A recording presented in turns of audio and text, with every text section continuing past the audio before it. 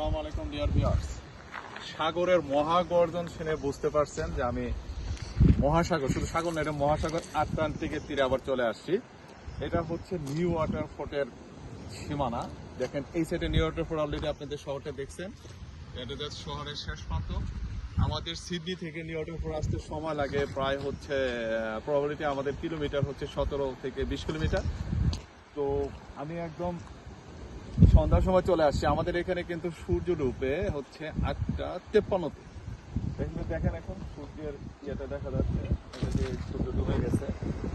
আর বাতাস তো অনেক বাতাস, মানে ভিতরে যত ক্লান্তি বোধ আছে এসে এখানে দূর হয়ে যায়। তো আজকে একটা উদ্দেশ্য নিয়ে নিউ ওয়াটার ফোর্টে আসছি। নিউ ওয়াটার ফোর্ট শহরটা আমার ভালো লাগে, কারণ হচ্ছে এই আটলান্টিক সমুদ্রের জন্য। টোটাল আমাদের ক্যাপ ব্রিটেনটাই হচ্ছে আটলান্টিক পরিবেষ্টিত। সিডনিতে নাই আটলান্টিক, কিন্তু আছে হচ্ছে গ্লাসগোতে নিউ ওয়াটার ফোর্টে।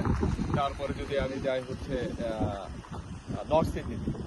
তো সাগর পার মানে প্রশান্তি, সাগর পার মানে ভালো লাগা, যার ফলে এখানে অনেকেই আসে দিনের বেলাতে। আর এই এলাকার মেন পেশা হচ্ছে সাগর থেকে মাছ ধরা। দেখুন মৎস্যজীবীটা হচ্ছে একটা প্রধান পেশা এখানে।